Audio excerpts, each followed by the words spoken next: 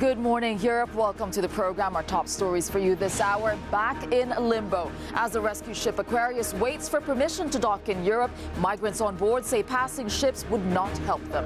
And over in the Cube, our social media news desk. As other NGO boats remain stuck in ports around Europe, we ask if the continent is failing in its humanitarian duty. Idlib blast. At least 39 people, including 12 children, have died in an explosion at a building thought to be storing weapons. Taking a hit, Turkey's currency is down again as relations with the U.S. worsen and sanctions over the detention of an American pastor takes its toll. And sealed with a kick, Cristiano Ronaldo marked his first game for Juventus with a goal, his first since leaving Real Madrid. Thank you for starting your Monday morning with us. Our top story. Migrants on board the rescue ship Aquarius have told rescuers of being stranded at sea, some for over 35 hours. The ships passed them by without offering help. Well, as the ship waits to hear if a European government will let them dock, the 141 on board, including unaccompanied minors, spoke of their long wait for help. SOS Méditerranée, who operate Aquarius, said Italy's refusal to let migrant vessels dock now means that ships are deterred from helping. Aquarius was at the center of a diplomatic crisis in June when Italy's new Interior Minister Matteo Salvini blocked it from entry. And this is what the ship's project coordinator had to say. Many boats, many merchant ships that rescued people were stuck, stranded at sea for days and days, waiting for a place of safety. So our concern is that now it is discouraging shipmaster from their duty. So today we can see that ships are changing their course in order not to render assistance and to help people in distress. Our correspondent Anlis Borges, who was on board the Aquarius in the midst of June's diplomatic scandal, joins us now live from Paris. Anlis, what do we know of the current situation on board? Well, Tessa, the situation is difficult, to say the least. Of course, under the best circumstances, this is a crowded ship with 141 people on board, 141 people who have gone through some traumatizing experience. They have been rescued on Friday in two separate operations. One of them retrieved 25 people at sea, 25 people who were thought to have spent nearly 35 hours adrift without food or water. In a separate operation, 116 people were rescued, 67 of them unaccompanied minors. That second group described to the volunteers some terrifying moments where they saw several ships pass them by without providing them assistance. And that is, according to NGOs, MSF and SOS Méditerranée, the new reality in the Mediterranean Sea, where ships are being deterred from providing help to those in distress for fear of being stuck at sea with them without a port of safety. Take a listen to what one of those people rescued at sea had to say about those terrifying moments and how he feels betrayed about what he has just experienced. Be as truthful as possible. If I had known that it is going to be this way, honestly, from my heart of hearts, I wouldn't have embarked on the journey. So these are words that you hear again and again when we speak to those people who are rescued in the Mediterranean Sea. They speak of betrayal by those who sell them the ticket, who sell them this idea that this journey is going to be an easy one, that they're going to board that vessel and get to Italy or get to Spain. Of course, I'm talking about human traffickers, human smugglers. Those passengers that I spoke to back in June aboard the Aquarius told me they would have never risked their family lives, their families, their loved ones' lives in this journey had they known it was going to be this dangerous, had they known the magnitude of the risks. Yeah, well, it is a journey of uncertainty, isn't it, Andy? So the question always is, what happens next? Well, Aquarius continues heading north. They have yet to learn where they're going to dock. They have received a negative answer from Malta, and they have yet to heard from Italy. Both countries were requested as ports of safety. They are urging, both MSF and SOS Méditerranée are urging European countries to provide a port of safety for those people in distress in accordance to international maritime law. But for now, Tessa, they have no idea where they are going to be able to disembark the 141 people they rescued this weekend. All right, thank you for that. Anise Borges reporting there from Paris. Now, while the Aquarius have been able to go back to sea, other NGO ships, they remain stuck at European ports, accusing the EU of preventing life-saving work. Alex in the Cube has this part of the story. Good morning, Tessa. As we're hearing from Annalise there, the Aquarius now finding itself in a position that's becoming familiar to the crew of that ship, stuck with people on board trying to reach safety in Europe. Well, last week there's a report by Amnesty International shared by a lot of NGOs, which this report by Amnesty accuses Europe of failing in its duty to help rescue people at sea. And indeed, this rather hostile stance to taking in the ships, part of this report pointed out that that was, inhumane. I mean, some of the key quotes from here pulled out by one of those charities saying responsibility for the surging death toll in the central Mediterranean laid squarely at Europe's door. So let's just give you a quick overview of the ships that want to be out in the Mediterranean but cannot be. There's Mission Lifeline. Now, they operate a vessel that is currently impounded in Malta. The Maltese authorities proceeding with legal charges against the captain and the crew of that vessel. They are now fundraising to try and get a second ship to get back out at sea. Sea-Watch, who had difficulties themselves with Maltese authorities involving their plane Moonbird and other things as well, demanding a change of policy from Europe, saying the Libyan Coast Guard cannot be allowed to be the only patrol force in the Mediterranean, and that while there is no Central European activity there, civil rescue is essential. Then there's Open Arms, who tried to get back out to sea on Friday, but were ordered back to port. They're waiting for an update today. Their founder tweeting, I think, a view that a lot of people who support the NGOs feel, that he finds it ludicrous that they are having to justify what, in his view, is life-saving activity, saying, this isn't a crime. We're trying to go out to sea to rescue people in distress. And this long tweet here, picking up on the argument going on, accusing NGOs of being effectively sea taxis. There is a lot of that we've seen online, but also in political discussion, where the NGOs themselves are accused of aiding and abetting smugglers, or at least encouraging people to make the dangerous journey to be collected in international waters and then taken into Europe. Now, that is a very contentious point. You see it a lot in this discussion, and it's worth saying the data is unclear, and that's coming here from Matteo Villa. He is an analyst, a migration analyst, and in a long Twitter thread, I advise you, if you want to have a look into this, have a read of his workings. But his conclusion here is that at the moment, the decline in European activity in civil rescue could well have an impact on the business models pushed forward by smugglers. But, and this is a crucial but, he says, but there is currently no evidence that these operations are affecting the smuggling business model. The suggestion here being that NGO ships, not sea taxis, or if they are, there's not this evidence, this weight of evidence that other people are pointing out. So what do you think? Has Europe lost its heart? Should this issue be laid at the doors of Europe, or is Europe simply taking a tougher stance on migration? We want to know your thoughts. Let us know using #TheCube. All right, thank you for that, Alex and the Cube team. Now, 12 children were among 39 people killed following an explosion in a residential building in the rebel-held region of Idlib in western Syria. White Helmet rescue workers pulled survivors from the rubble following the blast. It's thought that rebel forces had been using the building to store weapons and explosives. The incident comes as the Syrian government launches a major air and ground offensive to take what is now the last rebel-held region of the country. Well, I am joined now from Paris by Mohamed Al-Olawi, who is the president of Syria Charity. Thank you, Mohamed, for joining us today. Now, so we saw this explosion of the weapons building. We don't have any more detail, but we do know that it is in Idlib, the last rebel stronghold. What more do you know, and what is the situation on the ground?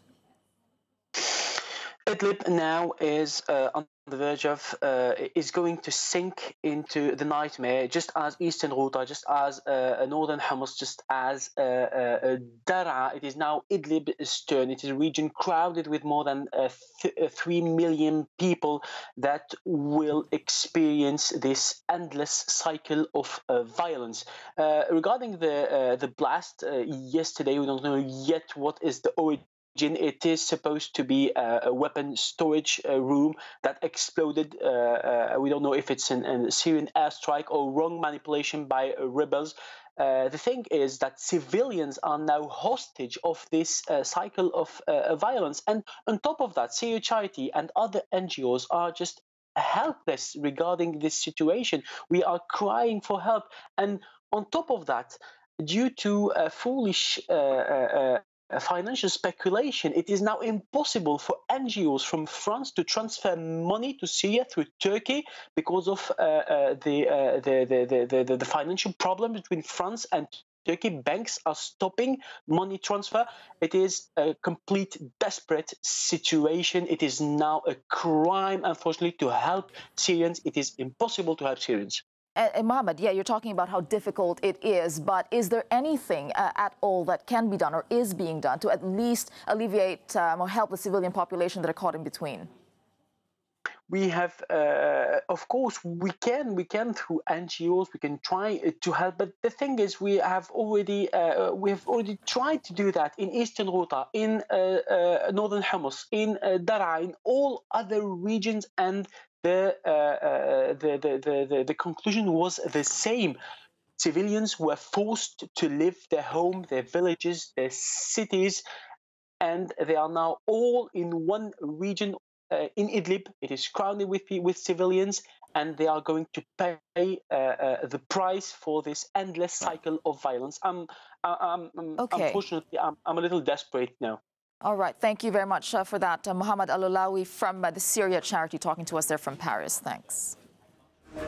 And still to come for you on Good Morning Europe, the Turkish lira has plunged a further 10% to a new record low. We'll explain what's happening with Turkey's financial crisis. And new research shows that over 100 British constituencies that backed Brexit in the referendum would now support remaining in the EU. We'll have more after the break.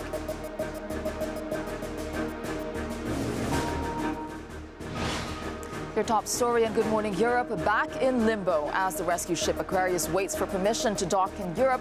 Migrants on board say passing ships would not help them. Now, Turkey's finance minister has announced a new action plan following concerns that its economy is on the brink of disaster. The move comes after Turkish President Tayyip Erdogan denied the country was in a financial crisis over the weekend, blaming record currency lows on the economic war being plotted against it. The Turkish lira has lost 45% of its value this year, but plummeted further last week over souring relations with the U.S. Hermione G has the story. President Recep Tayyip Erdogan has dismissed suggestions that Turkey is facing a financial crisis. Speaking to supporters in Trabzon, he stood by his opposition to raising interest rates, saying the lira's recent plunge doesn't reflect economic reality. Instead, he blamed it on a plot against Turkey. What they couldn't do with provocations, with coup attempts, they now try to achieve by means of money. In plain language, this is called an economic war. This is called undertaking an operation against Turkey. And the aim of the operation is to take down the defense mechanisms of our economy and thus captivate Turkey in all fields, from finance to politics, to bring the Turkish people to its knees. The lira has lost about 40% of its value this year over worries about Erdogan's influence over the central bank and worsening ties with the US. Without a rate hike, investors fear the economy will overheat and could be set for a hard landing.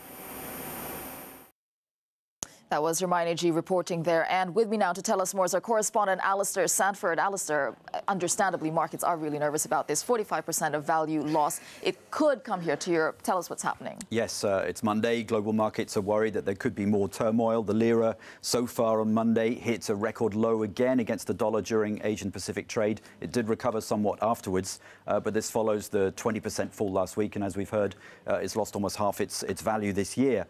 The finance minister, Berat Albayrak, has given an interview to Hurriyet. He's talking about a new action plan to help the economy, particularly helping banks and medium-sized businesses who are particularly exposed to currency fluctuations. The government's denied reports that they're looking to seize accounts held in dollars because markets are pretty nervous about that. But the finance minister echoed a lot of the nationalist rhetoric there we've heard from President Erdogan over the weekend, describing the lira's weakness as an attack. This, of course, follows Donald Trump's announcement that they're going to double tariffs on steel and aluminium exports. But the Turkish economy's problems go deeper than that. There's been record borrowing, high inflation, debt held by Turkish companies is enormous. The Turkish language team here at Euronews tell me that European companies are particularly exposed to that debt. And the concern is, well, how are they going to finance that debt with the currency so weak and with inflation so high? Because Erdogan simply refuses to put interest rates up. Yeah, so is that he did use strong words, plot against Turkey, financial war, put into context. Is that what he was talking about? Well, it seems that he's using this to crank up a nationalist feeling of the countries under threat from the US and the West. His rhetoric again over the weekend, the US is threatening us, they're undermining an old ally. And incidentally, the local media have weighed in on his side, attacking the foreign agencies, foreign news agencies, newspapers, and Donald Trump. Relations with the US have long been worsening. There are obviously over Syria. We've had the latest dispute over the US pastor, Andrew Brunson, who's held in spying charges. And yesterday, Erdogan accused the US of trying to impose a deadline for his release. But the concerns go beyond the relationship between Turkey and the US. There's concern over Erdogan's handling of the economy. Since he won the election, he's increased his presidential powers, and there are concerns that he's looking to tighten his own personal grip over the monetary policy. And his finance minister, of course, is none other than his son-in-law, which begs questions about his credibility. And very briefly, Alistair, just that Russian foreign minister is in Ankara today, and Turkey is still part of a group who's trying to, I think, deal with Syria. So they're still part of a group. This summit is about Syria. France and Germany are present. Yes, Sergei Lavrov is in Turkey today. But, of course, the timing of it against the backdrop of this row with the US, there are now people saying, well, is this the beginning of a shift, Turkey's shift away from the West, perhaps looking to increase its ties with Russia? Certainly this is seen as a potential opportunity for President Putin. Something to keep an eye on, indeed. Thank you for that, Alistair Sanford. Thanks. Now, thousands of Romanians staged a third night of anti-government protests on Sunday. It follows 2 nights of violent protests that saw hundreds injured, including police. The movement was sparked by the government's decision to sack an anti-corruption prosecutor. 2 children are among 10 people injured in a shooting at a street party in Manchester early yesterday. Armed police were called to the scene in the Mosside area of the city, and police said 9 victims, including 2 children over the age of 12, had pellet-type wounds that are not considered serious. A 10th person, a man, is in serious condition with a broken leg. Former Brazil striker Ronaldo is being treated for pneumonia in intensive care in Ibiza. The 41-year-old, who retired from football in 2011, tweeted yesterday that he had a bad flu, but that he expected to be released later today. Ronaldo, who owns a house on the island, was there on holiday when he was taken ill. And still to come on the program, Charlottesville 1 year on. We'll take a look at the white nationalist rally and counter-protests that mark the anniversary of the deadly march in Virginia. And over in the queue, we have the story as thousands of protesters take to the streets in the Dominican Republic. We'll have that story for you after a short break. You're watching Good Morning Europe. Welcome back to the program. Well, we take you now to the UK, where reports suggest that support for Brexit in more than 100 Leave voting areas has shifted. Well, in data analysed by the British newspaper The Observer, more than 25% of British Parliament constituencies that voted to leave the European Union, they now want to remain. Well, joining us live from London with the latest is your news correspondent Vincent McAviney. So, Vincent, tell us all about this. Who has shifted their position? Good morning, Tessa. Well, this data suggests that around 100 Westminster constituencies, which tend to vote Leave, have shifted their position from tend to vote Labour, have shifted their position from Leave to Remain. Now, this data suggests that these constituencies are in the north of England and in Wales. These are predominantly industrial areas which still have manufacturing-based economies, and it seems that people in these areas have swapped their vote because of worries. Some of the promises promises made during the 2016 referendum campaign they think may not now be true. So that's where this surge seems to be. And there's also as well a large group of young people, obviously more young people getting onto the electoral register in the 2 years since the referendum. They're unhappy about what they see as their options for the future being narrowed, and a rise in people from ethnic minorities swapping their vote as well. We have seen in the past couple of years a rise in some hate crimes across the UK. So there does seem to be this shift in areas where there was real surprise in 2016 that they actually voted to leave the EU. All right, so we see this data, but does this make any difference to Brexit now?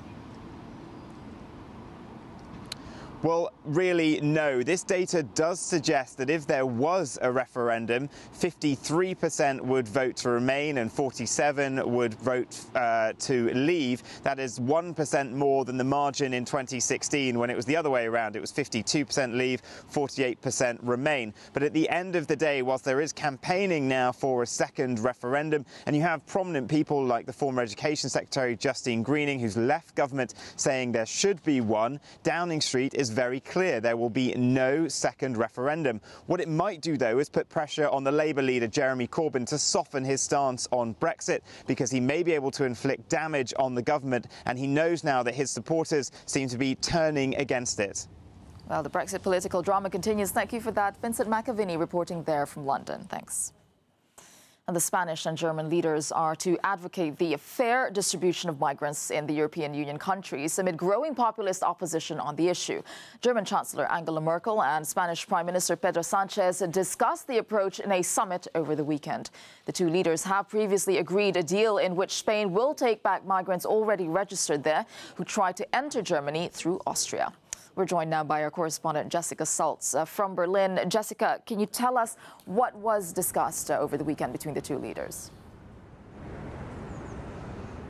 Well, Angela Merkel reiterated her call for a multilateral European response to migration.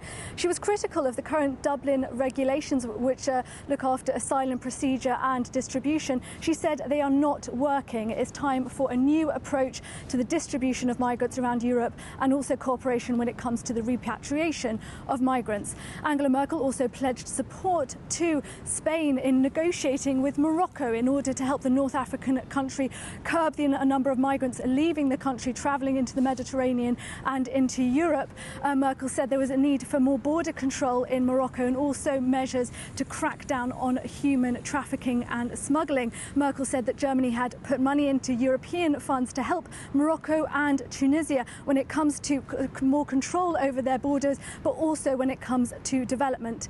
When it comes to migration, Angela Merkel said the time is now to speak with Africa and not just about it. Yeah, but she is facing a lot of criticism on the home front, isn't she, on this issue? Absolutely, and Merkel's going back into the office today after a two-week holiday, and I think she hoped that she would leave this migration crisis behind her, but especially now with the new number of migrants travelling into Europe and how divisive this issue is not going to go away. And she faced criticism over the weekend on what she said in Spain from Germany's Liberal Party, whose migration spokesperson said these measures don't go far enough. There needs to be more measures put in place to control Europe's external borders and also have migrant reception centres on the external borders of Europe. And also this deal that Merkel struck with Spain last week to repatriate, to send asylum seekers back from Germany to Spain has also come into criticism because it only at the moment deals with the part of the border between Austria and Germany. So there's also a call for this to be extended. So I think the migration issue will certainly remain an important and divisive one for Angela Merkel over the coming weeks and months. All right, thank you for that. Jessica Saltz reporting there from Berlin. And a lot more stories coming your way, including 1 year on from those violent protests in Charlottesville. A small group of white nationalists were in the U.S. Capitol, will be in the streets of D.C. Plus, we'll have more analysis on the financial crisis in Turkey and their war of words with their NATO ally, America. Plus, this dramatic boat chase, a boat carrying 2 tons of cocaine. That was quite a police chase. And before that, we'll leave you with today's no comment from Florida, where a NASA spacecraft zoomed towards the sun on an unprecedented quest to get closer than anything ever sent before. 4, 3, 2, 1, 0. Liftoff. of the mighty Delta IV Heavy rocket with NASA's Parker Solar Probe, a daring mission to shed light on the mysteries of our closest star, the Sun.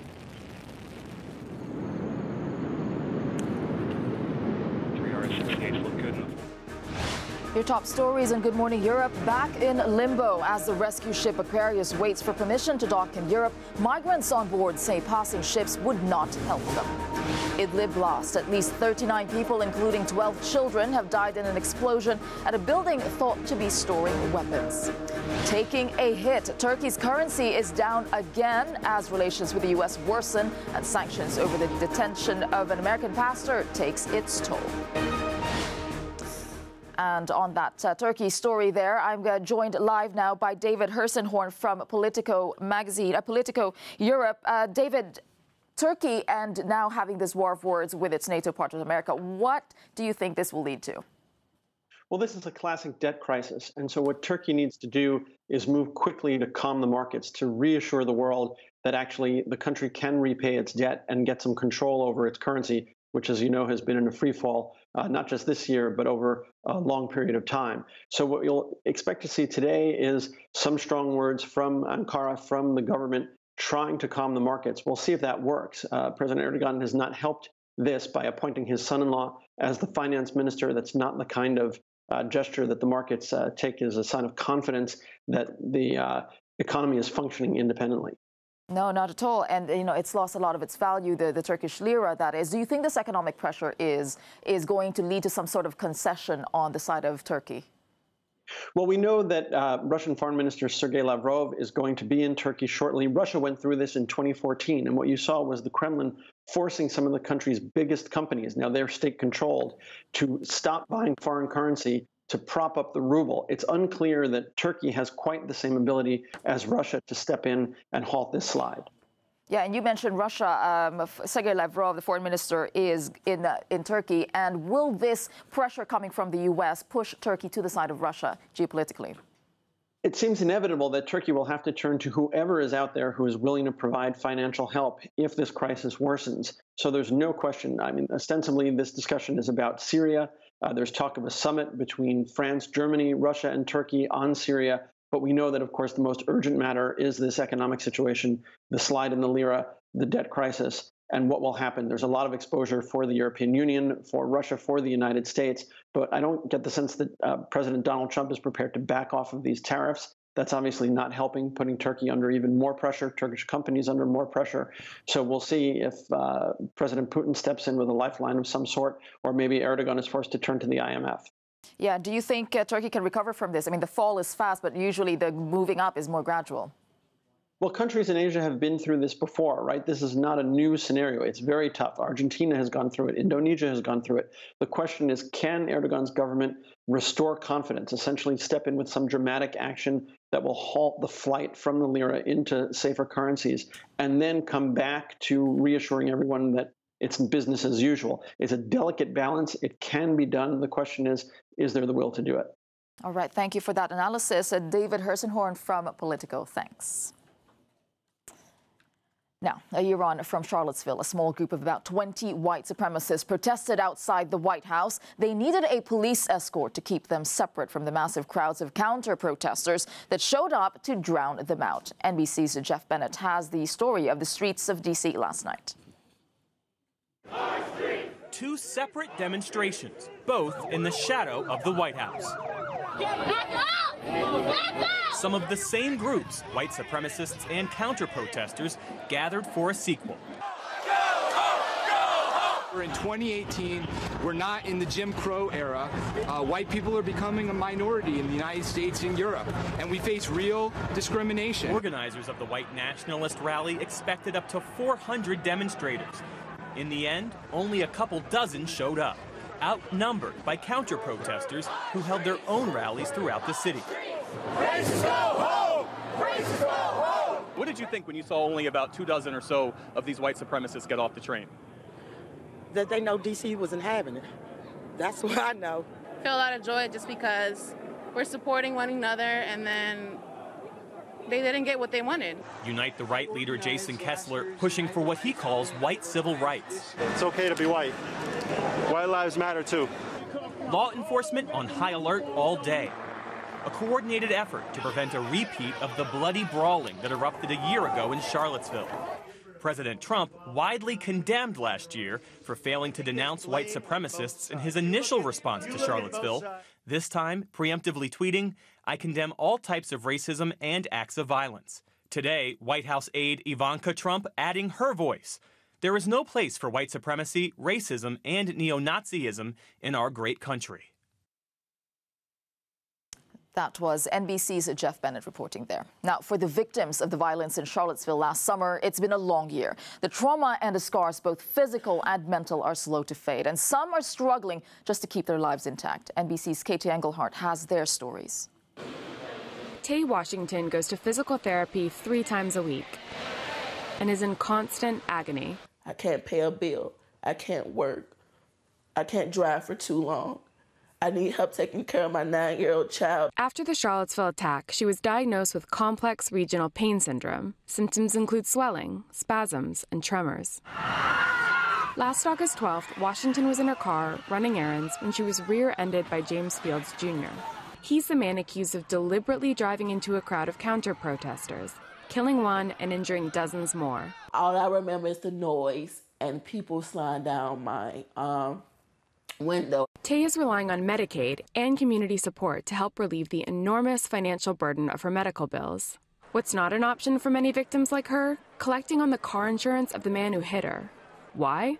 Most auto insurance plans cover car accidents, but not so-called intentional acts. He used the car as his weapon, but the auto insurance policy isn't meant to cover using your car as a weapon. When I was hit, I felt like I was whipped into a tornado. Lisa was standing in the crowd of counter-protesters and also got hit, breaking several bones.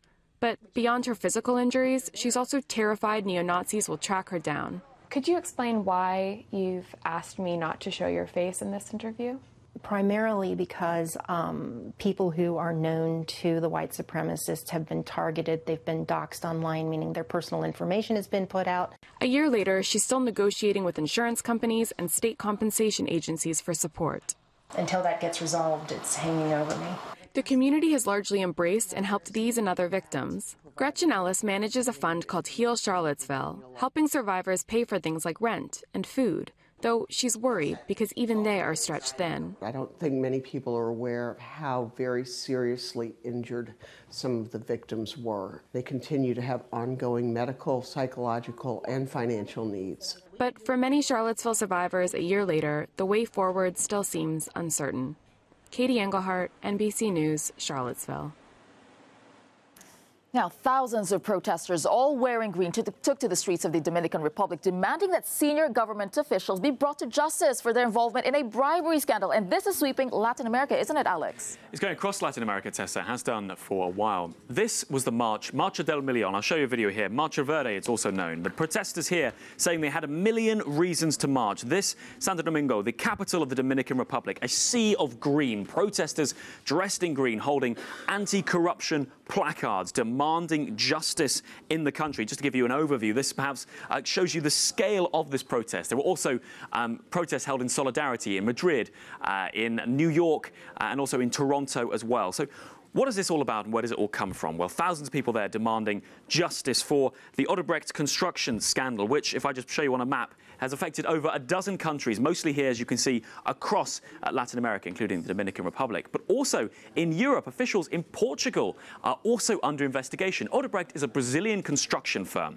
They have been investigated and in cases proven to have paid governments and political officials in these countries funds to help them with elections in exchange for beneficial construction contracts. They've also constructed venues for sporting events in 2016, the Olympics, and in 2014, the World Cup as well. So the Odebrecht construction scandal sweeping across Latin America, you can see here. Now, over 80 million euros of bribes were accepted by the Dominican Republic, and people there want answers. They want the officials who took these bribes to be held accountable. As you can see, a scandal also extending down into Africa. There are still countries under investigation. This story is not over. Well, the prosecutor from the Dominican Republic tweeted. He was on the march. He tweeted to say, despite the rain, despite the weather, the people are on the streets. You can see here, look at these umbrellas, even the green ponchos people are wearing, saying that they want corrupt officials held to account. Their voice not diminishing. Now, this is the tweet from the official march organisers, and their message here: they want the president of the Dominican Republic held accountable. The Reuters news agency reporting that since this scandal came out last year, it's really affected the ruling party. They're coming up for elections in 2020. Well, the organisers of this march, the Sea of Green, with a million reasons to march, these people want the president of the Dominican Republic held accountable. So, Tesa, it's a story that's still going on in Latin America, but unanswered questions here in Europe as well. Indeed, far from over. Thank you for that, Alex and the Cube team. And we have a lot more coming your way as Mali went to the polls in a crucial election runoff marred by allegations of fraud and the threat of extremist violence. We'll ask what next for the security of the country.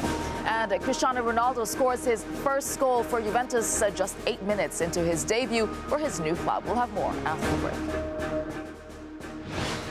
Your top story in Good Morning Europe, back in a limbo as the rescue ship Aquarius waits for permission to dock in Europe. Migrants on board say passing ships would not help them.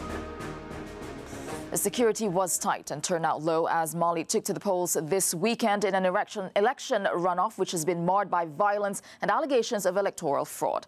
Despite the voting being largely peaceful yesterday, the head of one polling station in northern Timbuktu was shot dead. Incumbent President Ibrahim Boubacar Keita is the favorite to win against Soumali Cisse, who accuses the government of foul play. Well, the second round of elections comes after candidates failed to secure a majority in the first round last month, a round plagued by armed attacks. And with me now on the phone from Bamako is Alou Diawara, a reporter from our sister channel, Africa News. Thank you for joining us on the program. So tell us, why is this such a crucial election for Mali?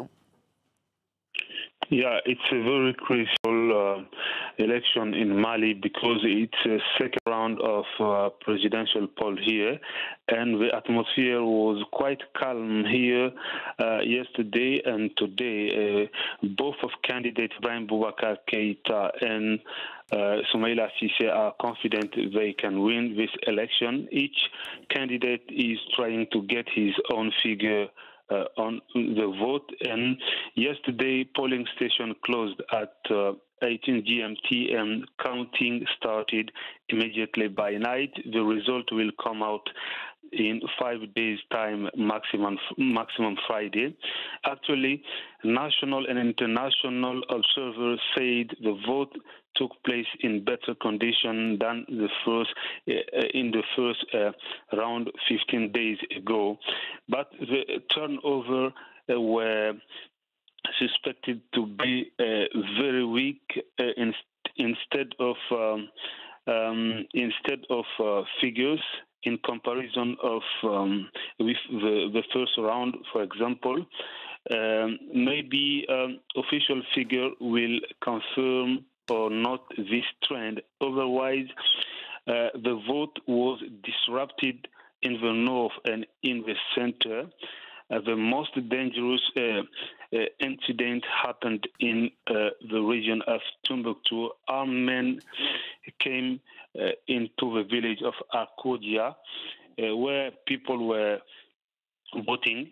The president of the polling box tried to the president of the polling station tried to fly, but he was shot dead. All right. Elsewhere in the center, incident occurred. Ballot box and polling both were destroyed or taken away by armed men. Alou Diawara, thank you for that, bringing us that from Bamako, and a reporter from our sister channel, Africa News. Thank you. And still to come on the program, when the Mexican Navy spotted a suspicious boat suspected of drug smuggling, they tried to intercept it. We'll show you the incredible aerial pictures of what happened next after the break. You're watching Good Morning Europe. Welcome back to the program. Now, football superstar Cristiano Ronaldo has made a goal-scoring debut to his new career at Juventus. Now, you have some 5,000 fans made the trip for the Italian club's traditional season opener against the Juventus B team, and they were treated to the Portuguese international's first goal for his new club, a typically assured finish from close range.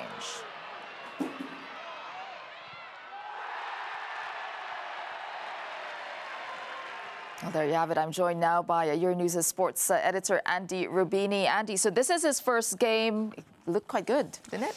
He was good. It took less than 8 minutes for Cristiano Ronaldo to score his first goal for Juventus. It wasn't quite his official debut. We'll have to wait for this weekend for this to happen, as Juventus will play against Chievo as the Serie A season gets underway. But Cristiano Ronaldo was one-on-one with the goalkeeper. Did he score? Yes. Are we surprised? No. He's a goal-scoring machine. He's done it in England, in Spain. He'll probably do it in Italy at 33 years of age. His stats are terrifying from a defender's point of view. In 438 appearances for Real Madrid, how many goals do you think he scored, Tessa? Oh, Andy. You love my questions, don't you?